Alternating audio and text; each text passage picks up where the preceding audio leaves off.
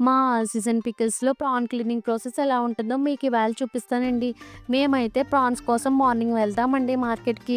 అక్కడ ఉన్న ప్రాన్స్‌లో పచ్చడికి సరిపోయే సైజు రొయ్యలు తీసుకొని ఇంటికి వచ్చి క్లీనింగ్ ప్రాసెస్ అయితే స్టార్ట్ చేస్తాం. అన్ని రకాల నాన్ వెజ్ పచ్చళ్ళు, వెజ్ పచ్చళ్ళు పెట్టేటప్పుడు ఉండే క్లీనింగ్ ప్రాసెస్ కన్నా కూడా ప్రాన్ పికిల్ పెట్టేటప్పుడు ప్రాన్ క్లీన్ చేసే క్లీనింగ్ ప్రాసెస్ అయితే డబుల్ ఉంటుందండి. ప్రాన్స్‌కైతే ముందుగా వాటి షెల్స్ తీసి ప్రాన్స్‌ని క్లీన్ చేస్తాం. తరువాత ఒకసారి వాటర్‌తో క్లీన్ చేసి ప్రాన్‌లో ఉన్న డైజెస్టివ్ ట్రాక్ట్‌ని క్లియర్ చేస్తాం.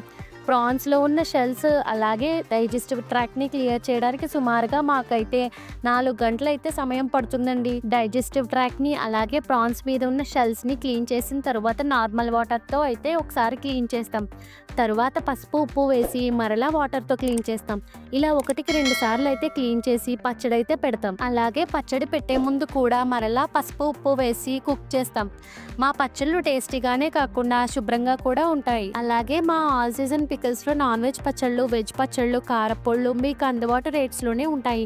అలాగే తక్కువ కాస్ట్‌లోనే మంచి ప్రొడక్ట్స్ ఇవ్వడానికి గల కారణం మా ప్రొడక్ట్స్ అందరూ కొనుక్కోవాలని మాత్రమేనండి. అలాగే మా ప్రొడక్ట్స్ ఎవరికైనా కావాలంటే స్క్రీన్‌పై కనిపిస్తున్న మా నెంబర్‌కి కాల్ ఆర్ మెసేజ్ చేయండి. నా వీడియో మీకు నచ్చినట్లయితే సబ్స్క్రైబ్ చేసుకోండి.